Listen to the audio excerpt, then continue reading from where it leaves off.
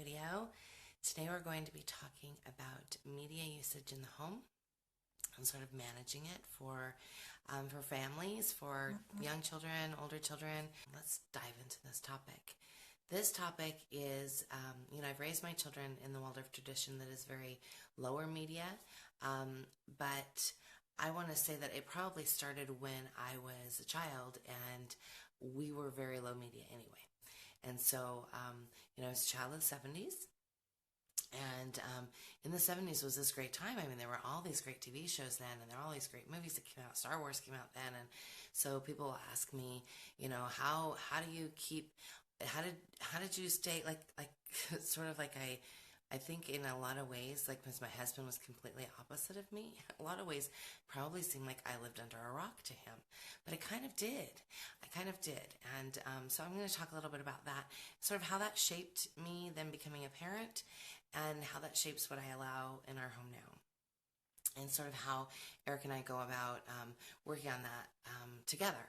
So, one, like I said, I spent my early childhood in Germany and went to a tiny little Waldorf school.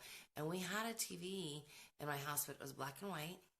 And so this was like 1970, probably 1976 or so. It was black and white, and it was about 13 inches. So it's not very big. Maybe this big. And that was the TV I had my whole childhood. In fact, I remember the TV was so old. It was made by Ford. Back when Ford made TVs, I guess, TVs and cars. And so that sort of tells you where I came from. So this was, like I said, early to mid 70s, very little TV usage in my home at all. I can remember as a child in Germany watching German Sesame Street. As a child, I remember that. And I remember a little puppet show that would come on at nighttime, like as a bedtime rhythm sort of thing. But that wasn't very often. Like I can probably only pick out maybe 2 or 3 times the entire time we lived in Germany. And so we lived there for 4.5 years, from the time I was 2 to the time I was 7. And I could probably only pick out 2 or 3 times that I actually remember watching TV as a child there. Then I was an Army brat, so we moved to New Jersey, and I can remember my parents had HBO, and I remember it was when Grease came out. I'm really dating myself today. I remember it was when Grease came out, and I remember watching Grease over and over and over again. But honestly, other than that, I can't remember any TV usage, like at all. And that would have been the years that I was like 7, 8 years old. I can remember then living in Nebraska, another military base, and I don't remember any TV. And I think about, and that was when MTV first came out. I remember our neighbors had MTV, and I remember thinking it was the weirdest thing in the world. But there were these milestones where I know people around me were watching insane amounts of TV because it was there, and that was the time period. And I know, like Eric came from that. My husband came from that background. He came from the background of, he can remember, his memories are the same time period in childhood. His memories are going to hunt down a big satellite dish. You remember when the satellite dishes were gigantic? And he says he remembers like going on these weekend trips to find the satellite dish. And then after that, it was, like they would get these guides in the mail with the satellite information, and they would have all these shows. And he can remember having Transformers when nobody else had Transformers. And so these were years that, in the 70s and the early 80s, when there were a lot of TV was really becoming fun for children. And when I say that, a lot of people look on that fondly. Like he remembers those years fondly. He remembers getting up in the morning and watching the news, like when he was young, like when he was, actually he was probably in middle school. He said making his own breakfast. And then he remembers coming home and watching Transformers as a kid. So those are things that were a huge part of his childhood. Huge part of his childhood. But I want, and so when parents come to me and they say, oh, but my husband really remembers watching a lot of TV as a child and he loved it.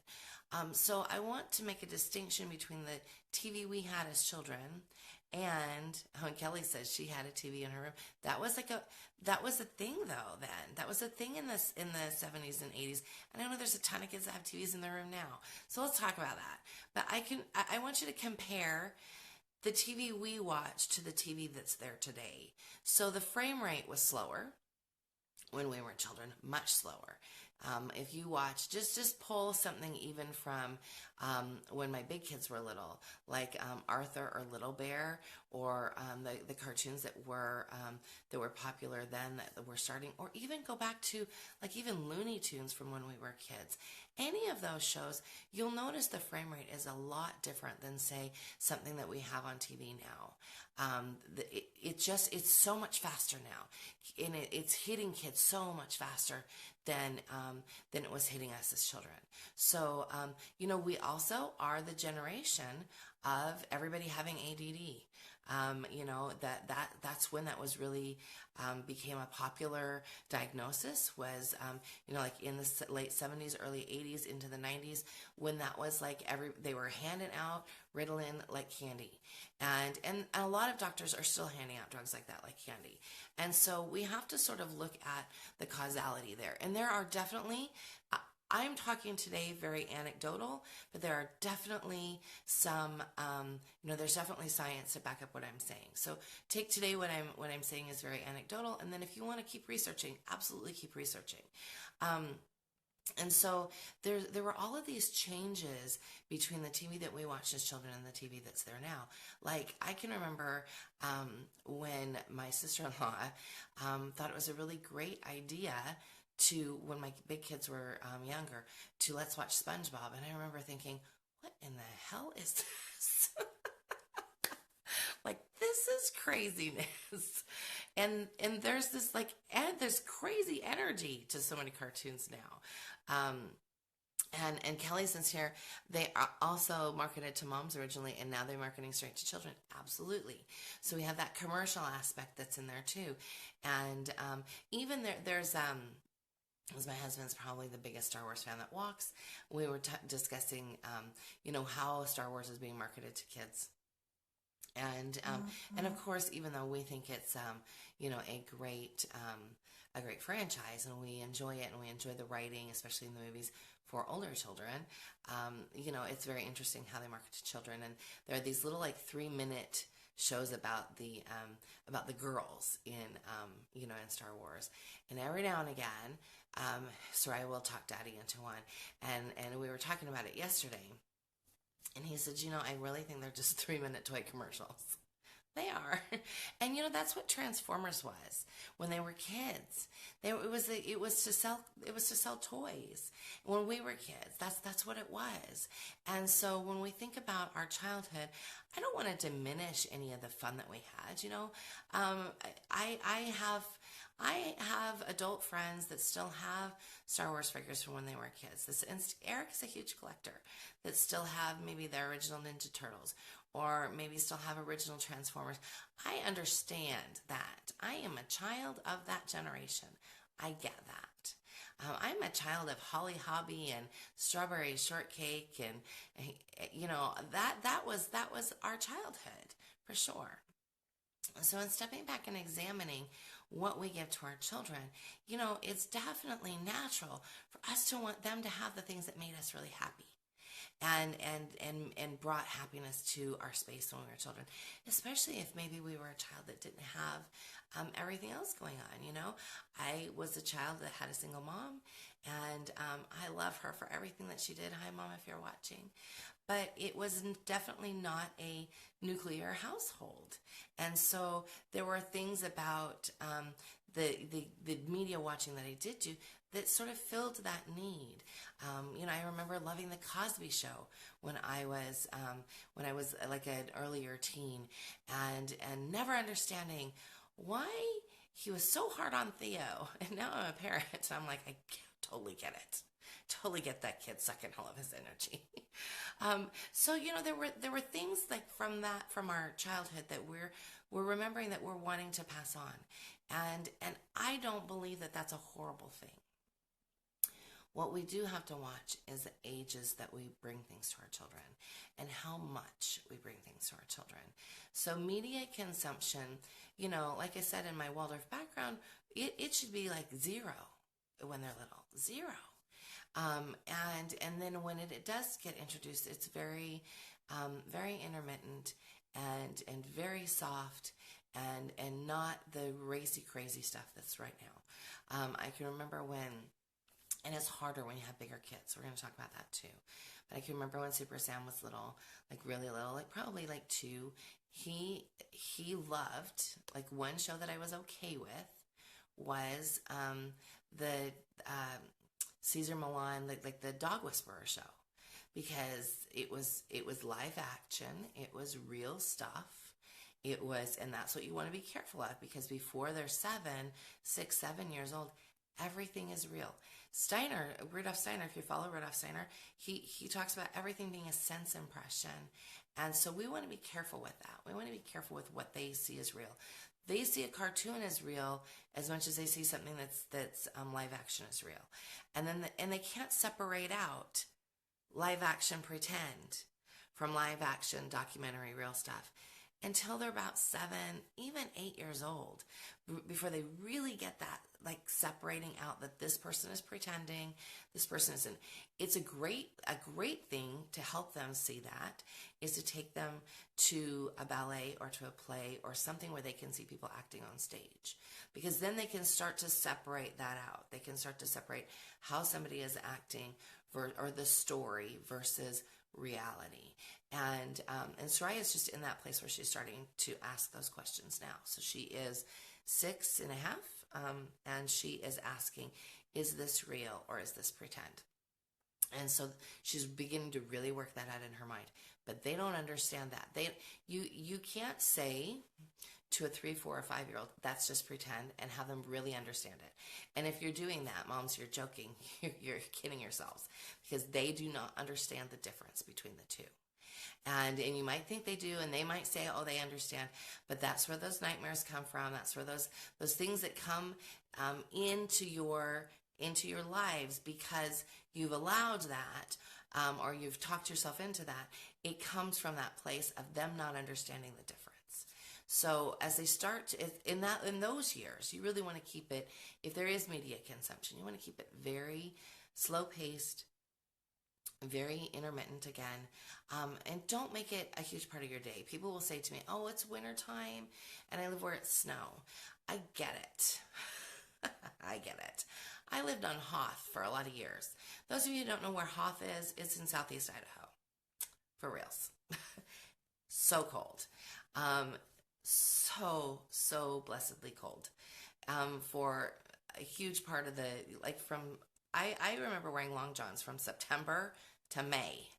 So I understand being stuck inside with children, and I understand not wanting to get bundled up to go outside and move your body. But I'm telling you, you got to do it anyway. You do. Your children need movement. And the only times that we were not outside on a daily basis were on those like frigid, wind chill, under 30, blizzard days. Those are the only times that we didn't get outside every day. They need it. They need to be out there in the fresh air, and you need it. Even though you think you don't, no matter how cozy you want to be on that sofa with that cup of joe or a cup of hot cocoa or curled up under that blanket, you need to be outside too. You need that vitamin D, especially in the wintertime. So you need to be out there in it and getting it in a natural way. So that's how we combat not needing to have the television on so much. Because people will say to me, oh, but we live in this really cold place, and so the TV comes on invariably. So you're in control of that, Mom. You are absolutely in control of that. So, my question to you is, do you have a plan? Do you have a plan for how you're sort of working through your day? Do you have a rhythm? And if not, I definitely suggest you get one, or you get started on one. If you've fallen off, you were doing really good and you've fallen off your rhythm, for lots of reasons. Maybe you had a baby, or maybe you had some stressful stuff going this last fall, and things have just kind of gotten crazy. Or maybe it's like the holidays and things are a little bit nuts. I totally understand that. But you are in control. You get to get up tomorrow morning and you get to decide the direction of your day.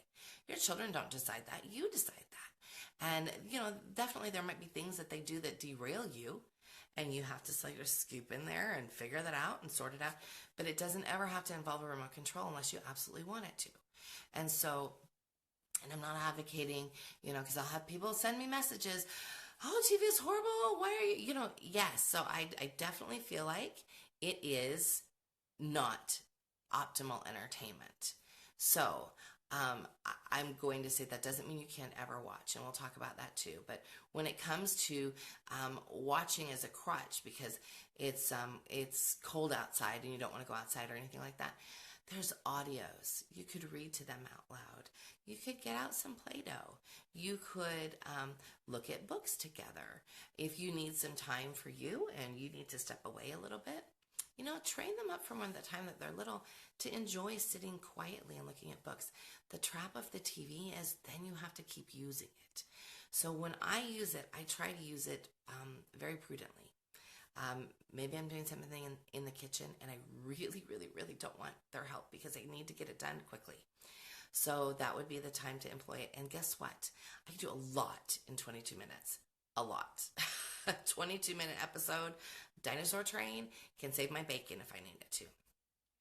Utilize it if you have to get a shower and there's nobody at home to help watch. Utilize it when you've got sick kids.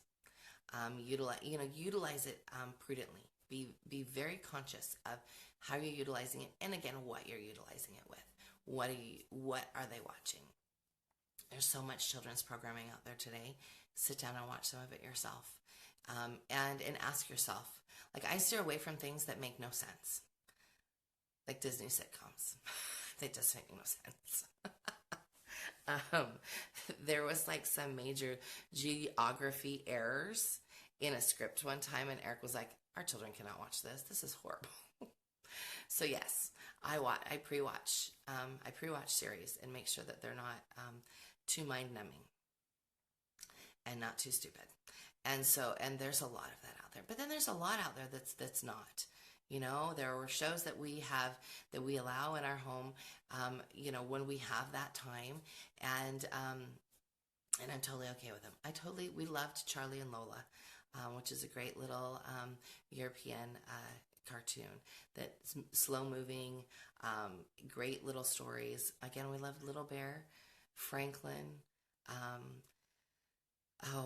lots of very slow moving shows. Soraya loves unicorns, so she really likes the show called Mia and Me that's not slow moving. So we have to have it in smaller doses. So what I notice, especially with children that have any kind of sensory or spectrum situations going on, these are your children that are going to be very addicted to TV. So you want to be very, very, very careful about how much and when and what it is. And so we slow way down. So if she asks, can I watch Mia and Me? I will say one episode, and then it has to go off. And if you fight me for that one episode, we won't watch anything else today. Nothing. I'm pretty firm mom when it comes to that, because I know that if I allow it, then I will pay for that behavior later. And that behavior comes out in tantruming, aggression. If you've got a child with some aggression issues, you need to check what they're watching on TV. And it's not just what, but the amounts of. So again, sassiness, like over sassiness. In fact, my ex-husband used to allow Hannah Montana. Drive me crazy. I think he seriously would sit up at night and think about ways to irritate the crap out of me. Eleanor was so sassy after Hannah Montana. I just can't. Yeah. Anyway, I could go on for that. Look at what they're watching. So look at their behaviors. If you've got kids that you can't get to obey, and you can't say, I need you to listen to me, and you're having struggles and you're allowing the TV on, you need to step back and go, do I like this? Because it's not any fun. It's not any fun. And guess what? It doesn't get any better. They don't get better at it. They don't self-regulate, especially kids that have spectrum issues, whether it be ADD, ASD, full-on autism, Asperger's, SPD, ODD, anything that has letters after it does not do well with TV at all. You have to be very prudent when it comes to those children. How do you have a household then with children that have some spectrum issues and children that don't, or big kids and little kids? Well, you have to plan it out. So, I have 5 children. 2 adults that don't live at home, and 3 that do live at home, and one older 16-year-old, and who does have a TV in her room. I'm gonna be honest about that. Her room is like, she doesn't share it with anybody, and she's rarely ever on. It's kind of funny that she asked for this TV there. She's only had it for the last like 6 months or so. But it, like I said, doesn't it comes on when she has a friend over and they want to watch a movie. Otherwise, it doesn't usually come on. Because she's not a child that's sort of addicted to TV. Now, I could see if it were my one of my other sons, for sure, it would probably be on 24/7, and I wouldn't have made the decision to allow the TV in the room otherwise, because I'm not crazy. So I have these big kids and these little kids. So how do I manage their watching? Samuel is almost 12, and he'd like a little Batman cartoon every now and again, and I get it, or a little Phineas and Ferb, and I do allow that on a fairly regular but limited basis. We allow some screen time every day for him, but there are parameters, like his German lesson has to be done, his school stuff has to be done, his chores have to be done.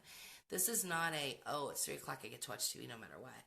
I will look around and go, okay, what needs to be tidied up before I allow that? And so a lot of that comes from having kids that come and ask me, is it okay? Can I do this now?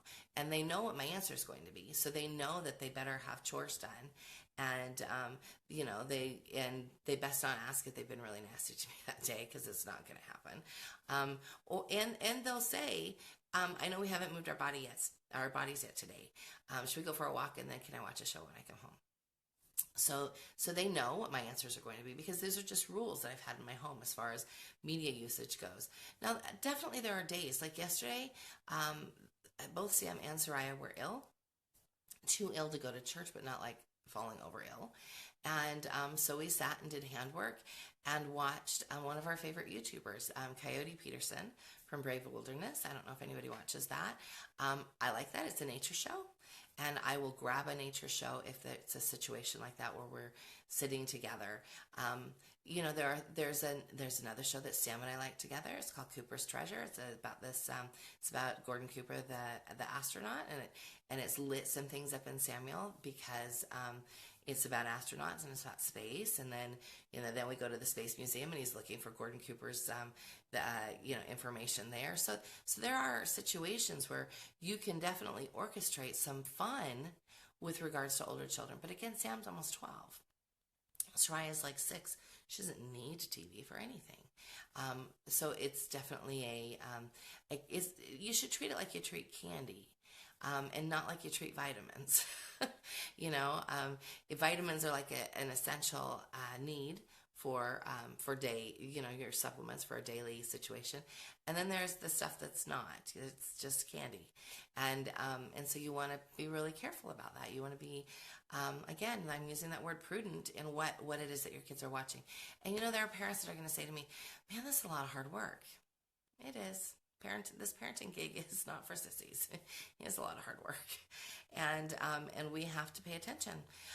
We have to pay attention so that we have kids that they come to us, that ask questions, that are learning how to become adults from interacting with adults that are really using their heads. I love the fact that our adult sons will actually ask our opinion, and then you can tell that they're sitting and thinking about it. Now, I know they're also asking opinions all the other adults in their lives, because that's what they do, right? That's the process of making your own opinions when you become an adult is to sort of sample what everybody else is doing, and then you come up with your own.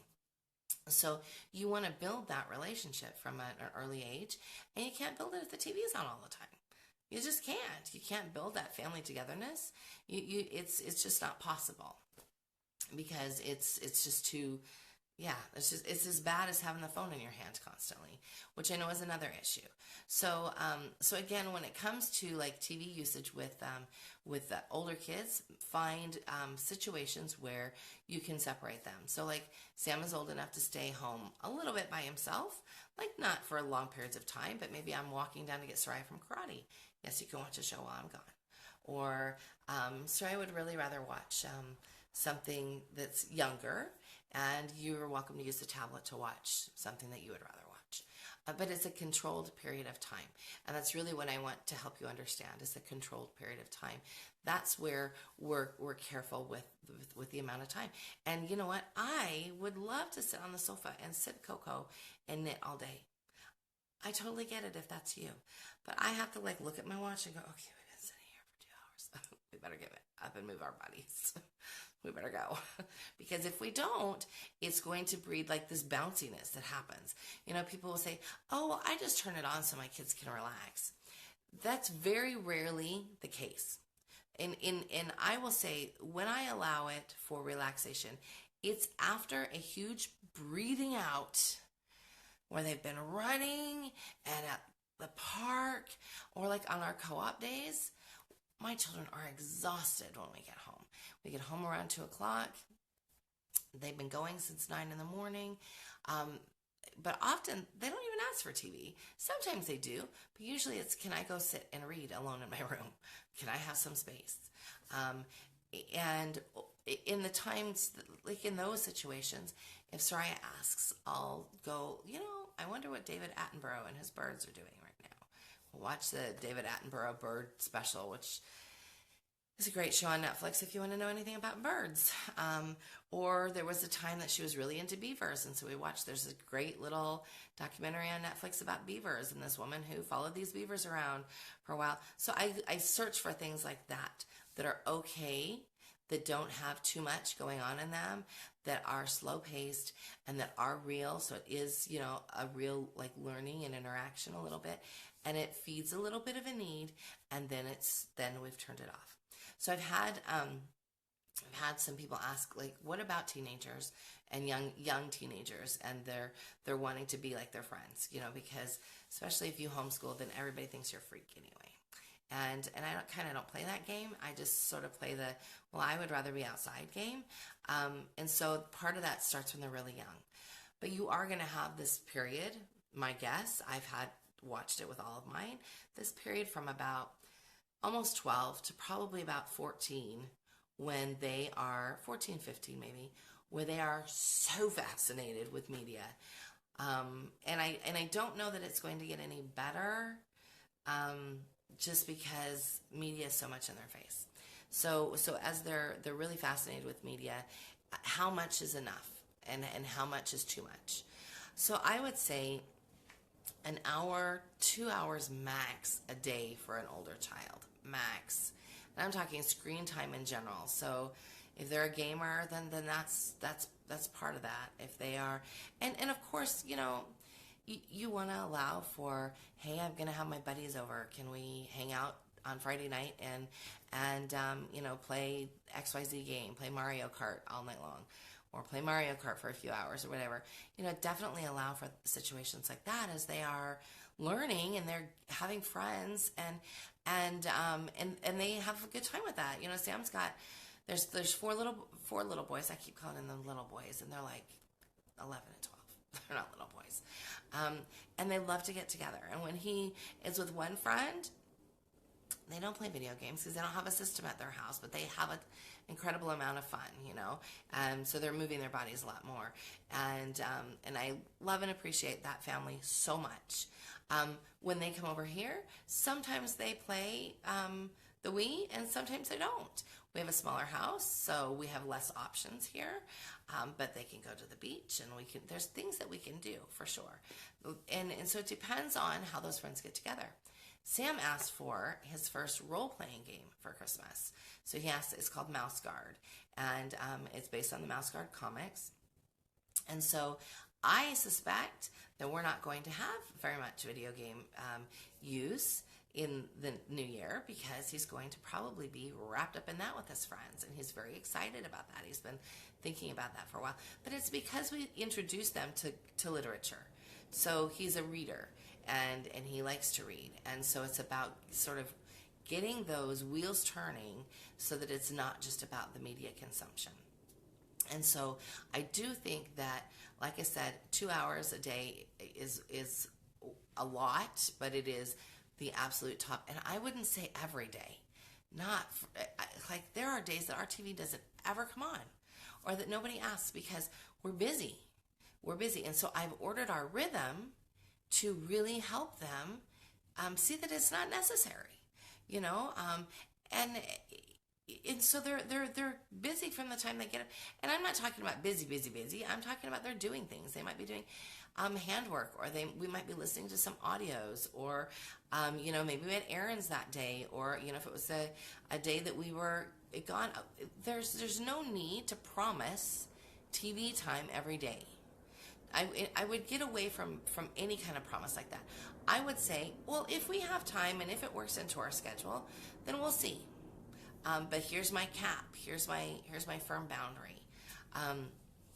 So I hope that helps with regards to like TV in the home.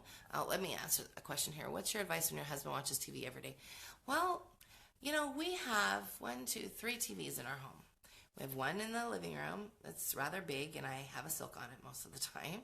We have one in our bedroom, and like they said, there's one in my daughter's room. So I would ask your husband to find another TV to watch. That's our rule here at home. And my husband was a huge TV watcher as a kid. Huge. And he totally gets it. Why? Because he's watched our children. He's watched them hyped up on TV, and he's watched them not. And he's seen the difference. So maybe you talk to your husband about how TV affects your children.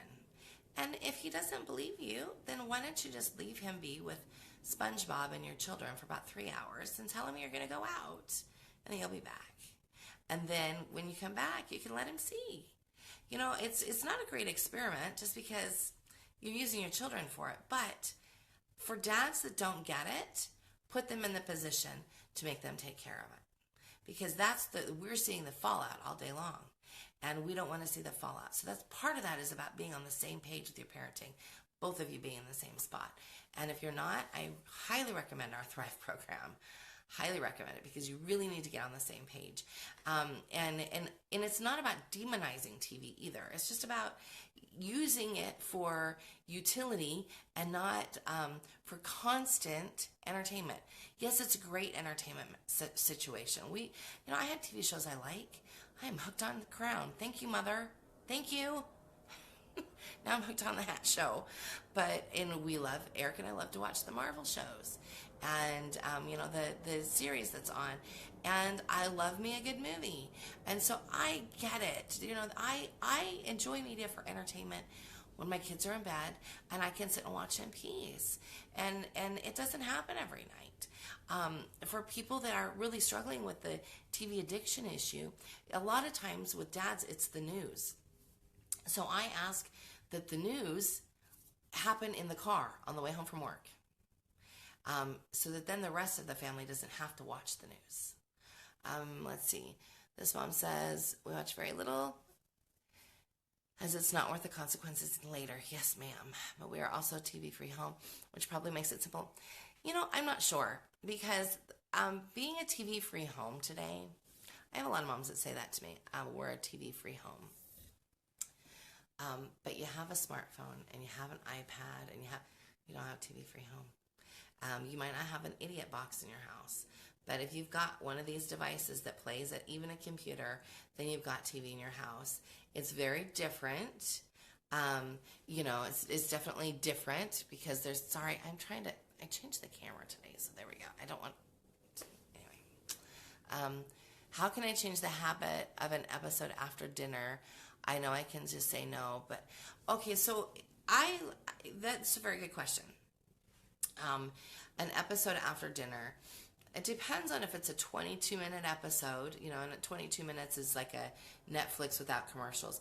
If you're going to have any TV consumption, I am definitely much more on the Netflix, Hulu, something without commercials bandwagon, because the commercial TV is really where the struggle ends up, a huge part of the struggle for the children. So not only are they zoned out, but then there's these commercials that hit in there and breaks it, but also like, especially this time of year, it's all like kid related. And so definitely would say I would definitely be more on the Netflix, Hulu end of things where there's no commercial or much less commercial, or YouTube end where you can control that a little bit more, rather than maybe the dish, which is, my mom said to me, "You're so funny, Mom, I love you." She said, I didn't realize how much Netflix had on it. It's a whole new world. I said, no kidding. Do you understand that that's why we haven't had TV for like years? We haven't had like a dish or an antenna or anything because there's so much on Netflix and Hulu. Why would we watch anything else? Anyway, but I would look at how long the episode is, and I would look at what time dinner is.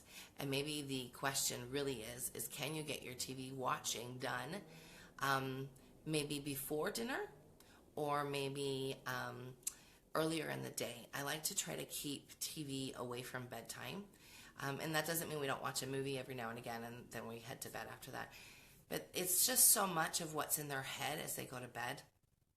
So I try to keep that away from bedtime and try to then create that sacred space within bedtime so that it's not like backed up to TV watching.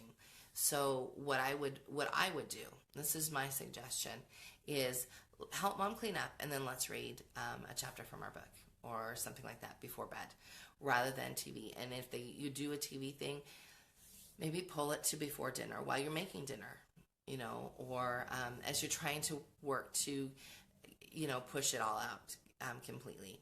And if not, obviously save guilt for sin. It's not a horrible thing, but I try to keep it away from bedtime because it definitely riles children up. It definitely changes their sleep habits and patterns. It definitely really, steps into a place where we really want peace and harmony and calm before bedtime.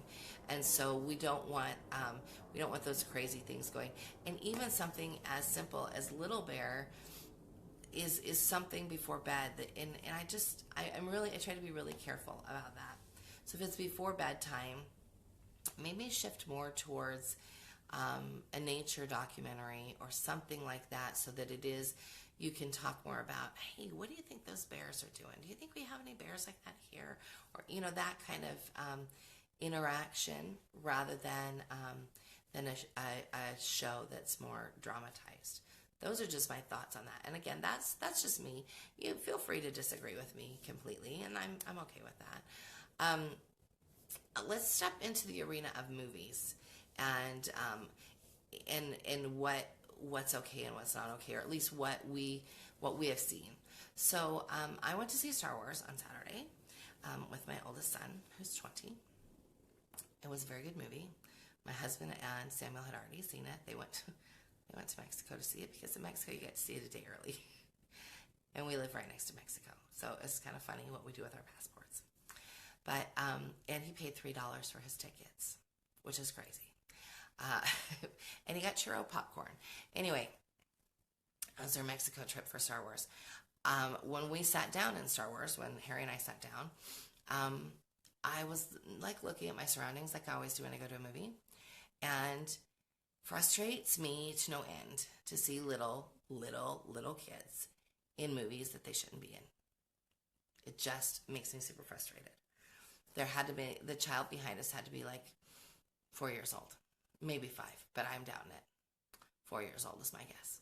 And then I spend the movie worried about that child in every scene that comes on the screen rather than really relaxing and enjoying the movie. It happened to me when I went to see Batman vs. Superman, which was an incredibly hard PG-13 that had a little 4-year-old, 5-year-old child into it who cried when Superman died. Like, who wouldn't cry? I cried when Superman died. Or who freaked out when Batman has this nightmare. So I want to caution you, and hopefully if you're watching this, you wouldn't take a 4-year-old to see that anyway. But you want to be careful with what you're taking them to the movies for. So I look at the Parents Guide for everything. There's a Common Sense Media Parents Guide, and IMDb.com also has a Parents Guide.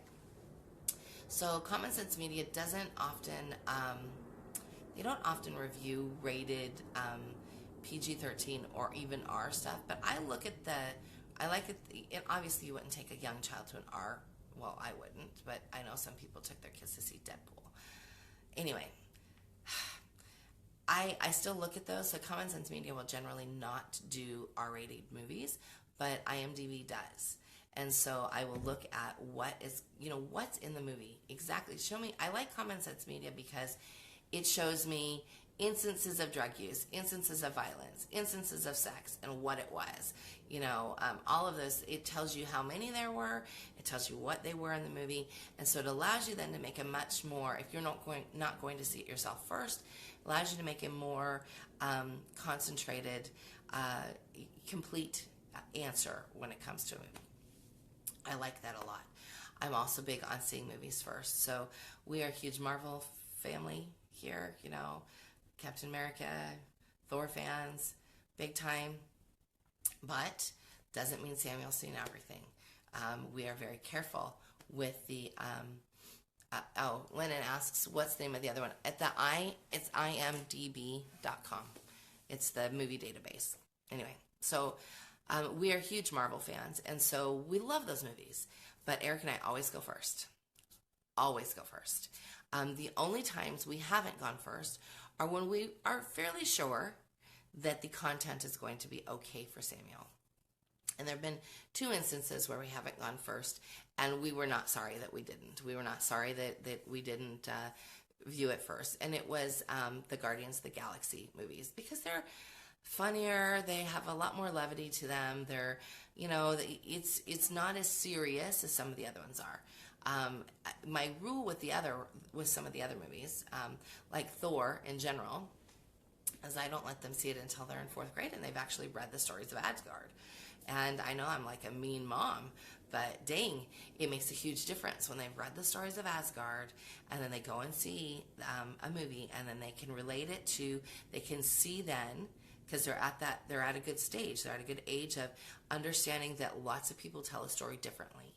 And so to be able to read the original, like the Deal Ayers book, maybe read the comics, and then go see a movie based on it, it allows you to see the progression of how different authors take things to a different place. And their wheels are starting to turn in that 10-year-old's mind at that point. So it's a very good time to be able to do that. Those were the years that around 9-10 is when Sam watched Once Upon a Time with me, which is a show that I still can't seem to quit, even though it's super crazy. But he stopped watching it. There was an episode that was a little too much like the Death Eaters of the Deathly Hallows in Harry Potter. He was like, nope, I'm done. So, he doesn't watch it. He'll ask me every now and again, how's Snow White doing? But it's very interesting to me, this change that takes place in them as they're starting to realize that people tell stories differently. And there's a lot of fun that comes from that, a retelling of something. And then it lends itself to, well, was this retold or is this original? And then it lends itself to, let's compare the original to the retelling. And so that's something, though, when they're like I said, like 10 and up.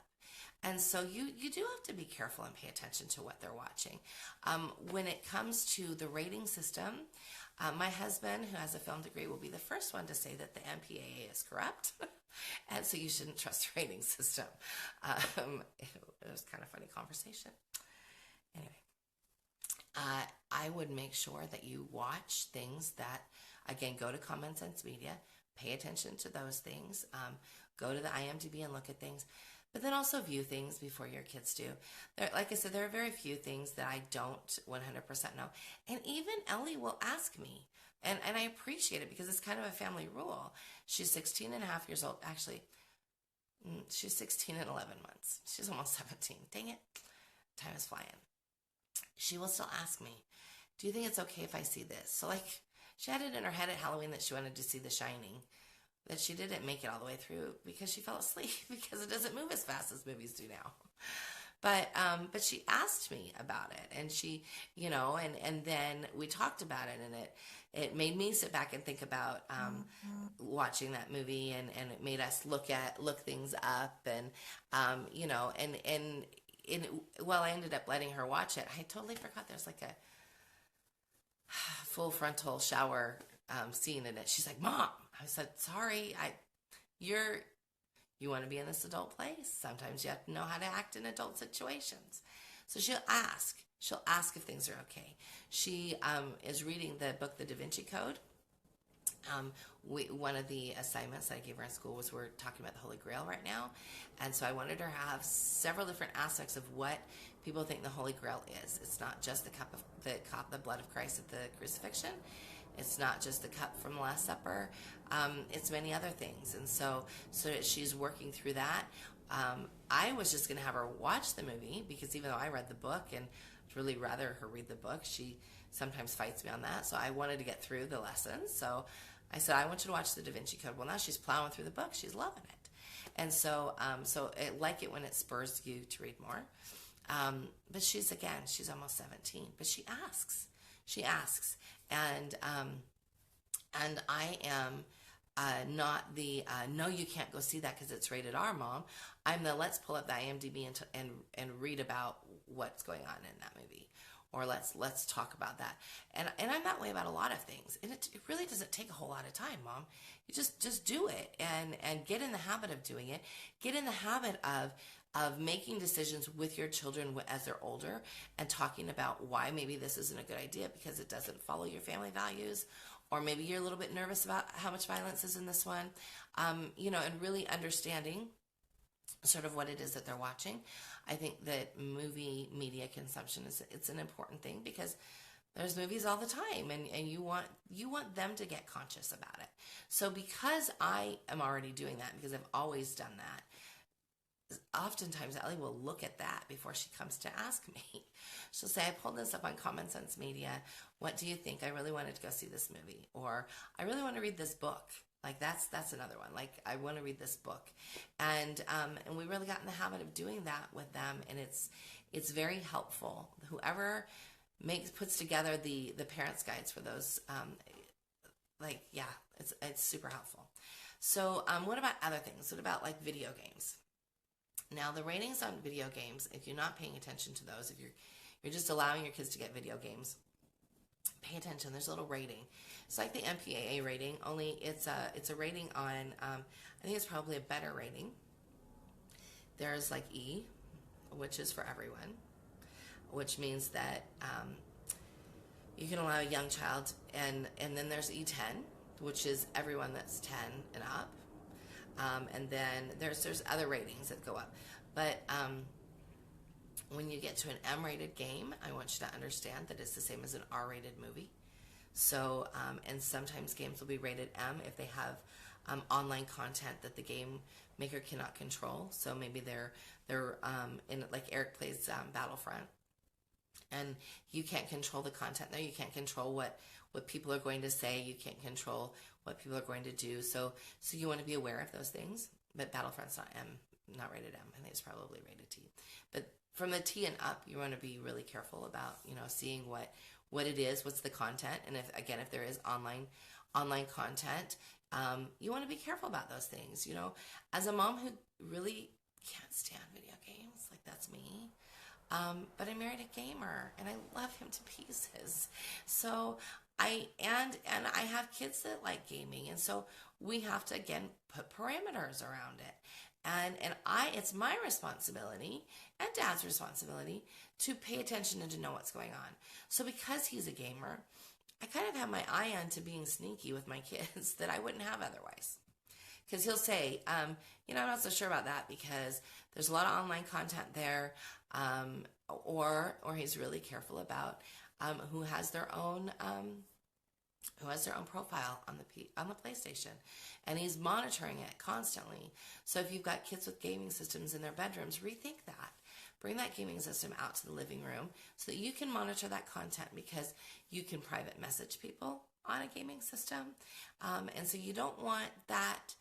If you wouldn't allow a computer in your child's room, or a tablet, or a smartphone in your child's room, be careful about allowing a gaming system in their room. So, you really want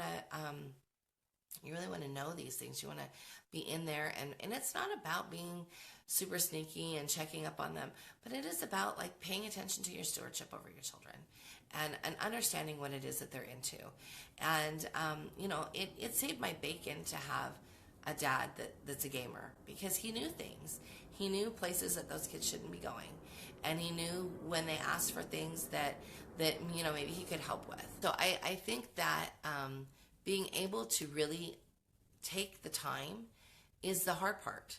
But you got to do it. Take the time. When it comes to people asking me, what's your gaming limit per day? Again, it's the same as TV. A screen is a screen in my book. Our general rules for the last 15, 16 years have been your schoolwork has to be done and it has to be after 4 o'clock. And before dinner. So there's this very tiny window. I've moved it up to 3 o'clock a little bit, but it's definitely not every day. And I sort of get them in the habit of realizing it's not every day. And it has to be, you have to ask if it's okay, and you have to have these things done. And that's sort of our rules. And I don't think they're bad rules, and I don't think it's over controlling. It's I wouldn't get to sit and have fun if I didn't get my work done. And this is the way I explain it to them. We have to get our work done before we can play. Then when our work's all done, then we can play and have a good time. And that's what we do.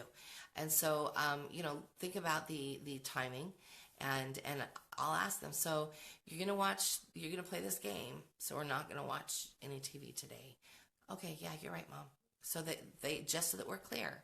And it's not an adversarial thing. It's just wanting to make sure that we understand each other. And that helps so much. It helps so much of the, it's not fair, you said, or all of those other meltdowns, because I can refer back to the conversation that we had. And my rule with gaming is too, if you fall apart when I ask you to be done, you won't play tomorrow. Because that tells me that you're having a hard time regulating. So what I will say, because there are these things called save points in a game, I will walk in and I will say, this is a 5-minute warning. You need to get to a save point. Because usually those save points are at about every 5 minutes in the game, sometimes less. So that gives them the opportunity, if they don't want to lose what they've been working on, to get to that save point and be done. And then if they ignore you, then that's their fault. They can replay that area of the game. But I'm pretty like, so I'll set a timer, and the timer's usually for myself. Sometimes it's for them. It's usually for myself, so that then I give the 5-minute warning after the timer. That's the get everything, get to the end of where you are so that you can get it turned off. And that's when, usually, because they know who they're dealing with, they get to the end, they save, and they're done. And they turn it off, and they come and join the family. We go for a walk, or we're working back into our rhythm, having dinner, whatever it might be. But it's when they fall apart that you know that they've had too much. It's just like TV usage. If they're falling apart after playing a video game, you need to be done. You need to curtail that more. And I know there's kids that will freak out about it. So then you have to look at, okay, if they're freaking out, that they're not mature enough to be done, especially the young ones. So, nothing makes me crazier than to be sitting in church and watching a kid play a video game on an iPad. Drives me up a tree. Why? Oh, I don't know. Because you could be coloring. You could be trying to listen. You could be looking at books. You could be playing, like Soraya takes the little memory game with her, and she has spreads all out. Like we have to sit in a pew where there's nobody in front of us, so she could spread it all out. And it looks like we have this like art table going over here, and then she's got the memory game going over here. I'm fine with that because it's not electronic media usage. We don't take the iPads to church. We don't take tablets to church. We don't do anything like that. There's no gaming that happens in church because I really want them to learn to disconnect and listen to the person up there. That's why we go. And so that part drives me nuts. If you've got a child that you are really struggling with pulling them away from that device, you have to rethink. What you're allowing. And hide the device. Send it to work with dad. Let the battery run down and then lose the cord. There are things that you can do to separate yourself from that. If it's a crutch for you, ask yourself why it's a crutch for you. What is it that you need to do to order your own time, your own, your own life, your own rhythm, so that it doesn't feel like a crutch to you? And I'm not talking about the times in your life when you allow it and then you pull it back away because you know better. I'm talking about the moms that are running in circles constantly and seem to have the same problem over and over and over again and aren't willing to actually fix it. And so if that's you, then you have to realize that you are part of the problem and you need to find a way, if you really want a way, if you want, your house to be smoother. If you don't, then don't. I don't even know why you're watching. But if you want a way to have things run smoother, you have to remember that it lies with you.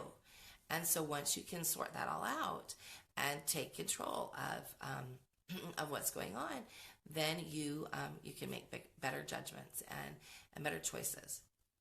This again isn't we've been sick with the stomach flu and we've been watching TV. That's just what happens. You get sick and you're tired, and when mom is sick, gosh, your resolve is so much less. So, if I'm sick and they're sick, we'll start with sparkle stories. We'll start with, things that I can read aloud. And the sicker I get, the twitchier my thumb gets for the remote control. But there again, I have a plan. And if you don't have a plan now, and you've got that kind of thing going on, stop and make a plan. And my plan is, okay, I'm going to sit and comb Netflix for the things that are okay. And I pop them into our watch list. That's all we watch. And so, having your control of the remote control is better than allowing them to have control over it. And it's a controlled time period. So that helps a lot with behaviors. And I really think, I know you can think I'm crazy, but I think it helps with recovery when you're not watching crazy stuff, because you're calm. You're in a place of healing. You can take care of that instead of you're sick, they're sick, and everybody's bouncing off the walls crazy. Nothing is worse than a child that's sick and won't sit still. It's really hard. It's really hard when that comes and when that happens. So work to make a plan. And I think that I covered everything. Covered TV at home. I covered gaming. I covered movies. I'm still of the I love live music place, but I guess we could talk about music really quick too. When they're about 10, well, probably more like 11, Sam got his first MP3 player for his 11th birthday. And it's got, songs on it that he likes. He's like Weird Al Yankovic, which I can't stand, drives me crazy. The Aquabats, things that are appropriate for his age group. And it's very much this silly place. So, but the MP3 player is not like something that he's allowed to have on all the time. I don't even allow it on family walks. I just don't, because that's our time to connect to each other and to talk about what we're seeing. So I'll allow it when he's in his bed at night trying to go to sleep and doesn't want to listen to Martin and Sylvia for the 14th time that day. I'll allow it when he's in the back of the car and his sister's, again, listening to Martin and Sylvia and he can't get away from it. Not that he doesn't like Martin and Sylvia, because they're amazing.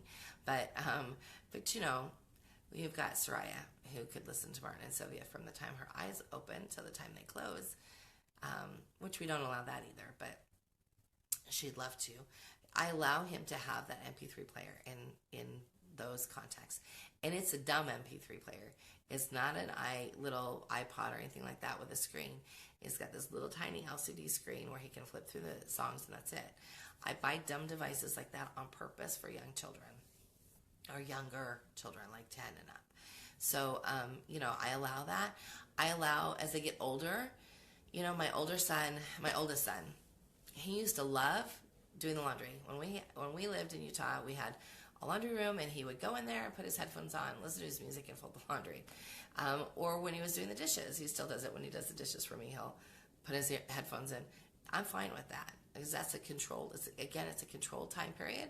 They're getting chores done, and who doesn't like to listen to music while you're doing chores? So they're getting things done. It's not a substitute during family time. And so get really clear on what your family time is and where you're okay with that. And we also have the rule, as they start to drive, so I'm warning you guys who have like 14, 15-year-olds. They're going to be driving soon. So our rule is the person that's driving picks the music. So Eleanor wants to drive everywhere. Torture us all with Taylor Swift and Ed Sheeran, which I love my daughter. She's amazing. And there's some Taylor that I like, and there's some Ed that I like. Then there's other times that I want to like stab my ears so I can't hear anything. And so I will just say, sorry, I'm driving today. So you have to be firm, and be playful about it, and you don't have to be mean mom all the time. And I know I sort of tease about me being the mean mom, but they all look at me and go, "You're not a mean mom. I love you." I'm just a fur mom, and that has helped in so many ways as I've gone into adulthood because I've had the values that I've had, and I've watched parents struggle around me, and I don't want you guys to struggle. So think about that now. Even if they're young, they're going to be 15, 16, 18, 19, 20 years old before you know it, and it flies by. I'm telling you, it flies by. I had all 5 of them in the house this last week, and Jacob was here visiting, and it was amazing. We had a beautiful time. It flies by. Don't, don't waste a minute of it. Being angry, being frustrated. Get yourself grounded so that you can be there for them, and you'll have the peace that you need in your home. So I think that's everything. We talked for a long time about media. If you have any questions that I've missed, or questions that come up after, if you're watching this on the replay, then please feel free to drop me a note. You can get me at Melisa at WaldorfEssentials.com, or you can get me here through Facebook. If you're watching this on YouTube, you can message me on YouTube as well. So I hope you have a wonderful day. Bye now.